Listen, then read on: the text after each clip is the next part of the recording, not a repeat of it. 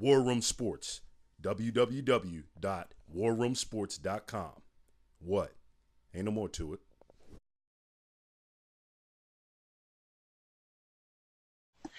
Welcome to Inside the War Room on War Room Sports TV. I'm your host, Devin McMillan. I'm here with my co-host, Jimmy Williams, B. Austin, and a special guest we have with us this evening, stand-up comedian. You've seen her on The Ellen Show, Comedy Central, and an appearance in the War Room, Erin Jackson.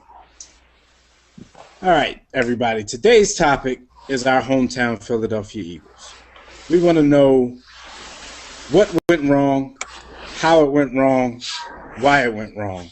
And I'm going to go to you first, B. Austin. Tell us about the Eagles season and why they sit at the bottom of the NFC East, embarrassing themselves week after week after week after week. Well, I can definitely sum up their season with that sound.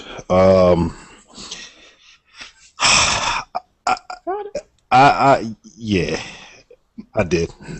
I'm in pain, man. I'm in pain. I'm gonna try and get through this, but talking about the Eagles is a painful thing for me right now. Where do we start? Do we start with quarterback play? Do we start with the injuries to the offensive line? Do we start with the injuries to LaShawn McCoy? Do we start with the defense not having pride and giving up their manhood, particularly in the secondary? Do we start with the defensive line not being able to get to the quarterback? Do we go to coaching? Is it Andy's fault? Is it Marty Morningweg's fault? Is it Washburn's fault? Is it, there's just so many special teams that, they employ a group of mentally challenged guys to run up and down the field on special teams. Like it's out of control. We get no production in terms of returns, either punts or kickoffs, and then the coverage units suck. So there's any number of problems you can go with, man. Any number. Basically, you're saying this team isn't good anywhere in any facet of the game. Outside of running the ball, and even that is kind of questionable without LaShawn McCoy. And Bryce is cool, but he fumbles, and we all know how I feel about fumbling. Fumbling is a cowardly act, so he's a fumbler, and that makes him a coward. We're not good anywhere. We're not good anywhere. Erin, what do you see when you watch the Eagles games every week? What are you seeing? Well, I mean, I try to cover my eyes for most of the game. I think it started week one. I mean, I was at the week one game in Cleveland, and it was just bad from the beginning. So, I mean, I've been through the whole spectrum of emotions with the Eagles this season. From, we win the first two, and then we lost, and we won again, and then I was hoping, and then hope turned into, all right, we can try to make 500, and then it turned into I can't even do this anymore. I got to find something else to watch. It's been hard. Back early in the season when they were 3-1, I saw the signs. I mean, we talked about it on the show every week. Even though they were winning those games, they were barely winning them. Oh, yeah. People kept telling us a win is a win, but they weren't watching the 4 and 5 turnovers and barely getting out of those type of situations. It was only a matter of time before, that stuff basically stopped working. They played good teams, even though they beat a Baltimore team like that. They beat the New York Giants. But it was just a matter of time before other teams got the memo, this team is going to give us the ball. We have to take advantage of it because they're going to keep giving us the ball over and over again. Jimmy, what is it that you see when you watch the Eagles play on a weekly basis? What I see is a team that quit. That's what bothers me the most. If you lose games, that's one thing, but to lose games when it looks as though you're not giving your full effort, that bothers me. You look at teams like the St. Louis Rams or the Cleveland Browns, and their record, doesn't indicate they're a good team, but you see the effort every week. You see guys trying. When you watch the Eagles play, you see guys not hustling, not giving full effort. I mean, it's kind of like they quit on their coach. And I know we'll talk about this in terms of what needs to happen in the future, but, I mean, they're not even listening to this guy anymore. We know Andy Reid's a good coach, but at the end of the day, if nobody's listening or receptive to your message, then something has to happen because This is what I see. If you watch the film of the game, you see several plays where guys just don't give full effort, don't hustle, don't chase down tackles. They just kind of quit. If great points, if I can even just buttress those points, good brother. Initially, when it was turnovers, I think you could blame a lot of the challenges on a new season, being early, kind of working together early on in the season, not gelling quite yet as a team, but the effort was there. So it was, maybe not being as talented as advertised, but effort was there, lack of discipline. I think when Andy Reid went ahead and scapegoated Juan Castillo, I think that was the beginning of the players quitting. I think that instability mid-season led them to quitting, because now at that point in their minds, they begin to doubt their ability to win, their ability to compete, and their ability to really compete for a championship or a Super Bowl. So what are we really playing here? I'm going to get a paycheck whether I'm a coward or whether I'm playing full steam. I'm going to get a paycheck. So why should I go in this brutal gladiator sport breaking my body up for something I don't believe in? So as Jimmy said, some of those guys kind of ease their foot back on the gas pedal. We can break down the X's and O's. On the offensive side of the ball, it all begins with turnovers. So from the snap of the ball, from center to quarterback, from quarterback fumbling, from quarterback throwing it to the other team, when you're turning the ball over in the NFL, I think with each turnover, one turnover, you give the opposition a 60% chance of winning. Two turnovers, I think it's in the 80s. Three turnovers, it's in the 90s, and so on and so forth. You're turning the ball over with professional athletes, professional NFL players on the opposite side. You're giving them a more of a chance to win, even if it's Cleveland. So we got away with it early on, and then the jig was up. So the turnovers were a big part of the offense. Defense, I just don't think we're as talented as advertised. Yeah, the turnovers have been a problem for the last two seasons. There were a lot of games last year where they outplayed teams and should have won games, but they just turned the ball over a little too much. I agree that the catalyst to the season going downhill is during the bye week when they fired Juan Castillo. At that point, though it wasn't 85 Bears like or anything like that, at that point I did think the defense was the best unit on the team. And I kind of thought Andy did that as a diversionary tactic to basically take everybody's attention away from the offense and special teams, the two units that weren't doing anything up to that point. I think it was a case where a lot of the fan base didn't like the hiring of Juan Castillo in the first place. So when things went wrong, Andy basically used him as a sacrificial lamb, fired the guy that nobody wanted in the first place. Fans are happy for a couple of weeks until they realize you didn't do anything to help the team. And I think it worked against him. I've always been an Andy apologist, and that was the first time I kind of lost some respect for him. So Erin, with that move in mind and everything else that's been going on, play calling, things like that, do you think it's finally time for Andy Reid to go? Yeah, see, I wasn't an Andy apologist, so I've been kind of on the get rid of Andy for the past almost 3 seasons. Because I think it's true. I think they're not hearing him anymore in the locker room. It doesn't seem like they're responding to him. No doubt he's a great coach. I'm sick of hearing his press conferences. It's the same thing every single game. And I think we got to shake it up. I don't know what the answer is, who the answer is, but I think it's time. Beginning of the season, I bought into the, Mike didn't have a full training camp, so they were a little rusty, and I was with that. But I think it has a lot to do. I think it's time for new everything. New coach, definitely new quarterback, new. I don't know. When they fired y'all cheerleaders weak. When they fired Juan Castillo, and you can correct me if I'm wrong because I don't have the numbers in front of me, but the defense I believe was ranked overall 12th. I think they were 8th. They were 8th against the run and 13th against the pass. and you fire your DC because of that. That doesn't make sense to me. It That reeked doesn't of make desperation. It seems like he had to make a move. He didn't want to shake up anything on his side of the ball. So, like I said, get rid of the guy that nobody wanted in the first place, even though he was improving. I think it may be about time. Jimmy, what do you think? Do you think it's time for Andy to go? And if you think it's time for him to go, do you have any coaches in mind that you think would be a good fit, or do you think they should stay away from the whole big name coach thing?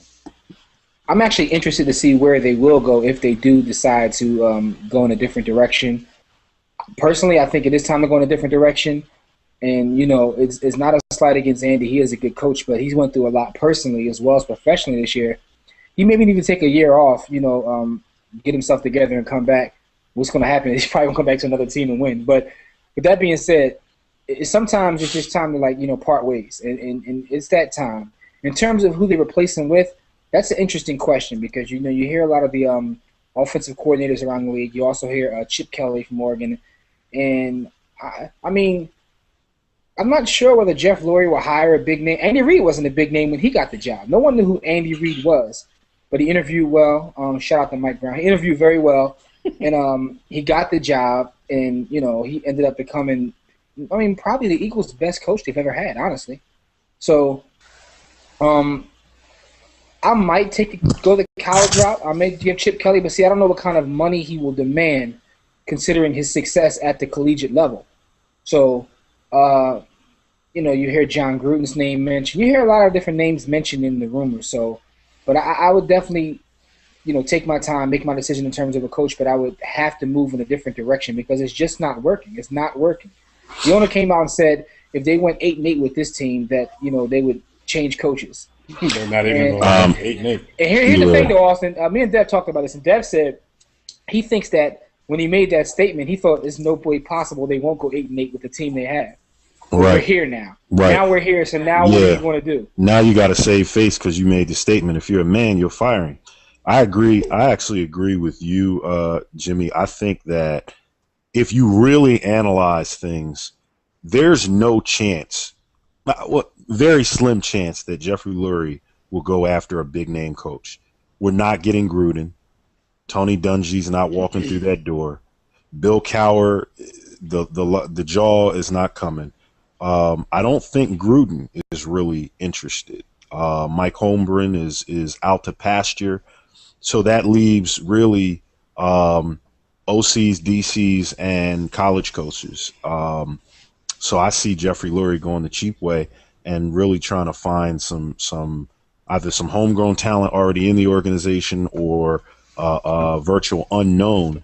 We ain't got no talent. Yeah, I agree. We don't have any talent in the organization. Virtual unknown. And for me, I want to go outside the organization and go on record and nominate Aaron Jackson as the new coach of the Philadelphia Eagles. I think that it would shake things up. It would bring some lightheartedness to. Well, wait, let's segue into that though, Erin. Just if you were coach or general manager of the Philadelphia Eagles, I need at least $60,000. At least. Would you bring back Mike Vick next year? His cap number next year is something around $16 million. So let me answer for you. No. Good. No, would you bring him back? No. The answer is no. And let me just say this. I like Mike, but y'all know how I feel. Like, I don't think Mike Vick. I don't think he's the sole reason we're losing. He's not the solution to us losing. So, but then you look again. Who's coming out? Who do you get? Who do we have? We don't have anybody. Who do you get? Who's coming out of the college? Nobody. I like the tall white boy. The way I look at it, they're in two different positions in terms of the team and where Mike Vick is in his career. Sure. He's a veteran quarterback at this point. This team has to completely rebuild, in my opinion. So, don't play like a veteran quarterback. Hey, listen, I'm not. We can slander Mike Vick. We can make a whole video talking about the positives and negatives of Mike Vick. But all I'm saying is where he is in his career, I don't think it aligns with where this team is. In my opinion, the team needs to retool and rebuild and start fresh, go with the young guys, and try to build from scratch, so to speak. And he's a veteran quarterback who can probably offer something to another team. I don't think he'll ever win, but He may shock me and do so, but let him go play somewhere else. And like you said, he has a high cap number. Nobody wants to pay him that. Nobody's going to pay him that. You're right. So where do we go from here? Has Nick Foles, B. Austin, because you just alluded to that, has Nick Foles shown you enough? Because the Eagles are going to get a pretty good draft pick. That's obvious. But has Nick Foles shown you enough to make you think that draft pick need not be a quarterback? At this point in the game, I'll say yes. I've seen enough to know that where the Eagles are talent-wise, it's worth allowing him to grow for 2 to 3 seasons to see what it is that we have. I realize it was an Andy Reid pick, so the next coach coming in may not be willing to have that level of patience. But I see enough talent-wise, skill-wise, and also mentally to want to say, let's give this guy an additional, a second and a third year to really see how he kind of pans out. The talent is there. He's got the strong arm. He's got a grasp of the West Coast. I actually think from a mental standpoint, he's more solid than Mike Vick after in his rookie season than Mike Vick is after 10 years. So I want to see what Foles can do, what he can be. He's got to work on his accuracy a little bit. I think even he falls into the hero ball a little bit. God bless him. He definitely doesn't hold the ball half as much as Vic does trying to make a play, but he does hold on to it a little bit. And that's because we're always in a position where we're down or we're losing. So you feel that pressure to try and make a play.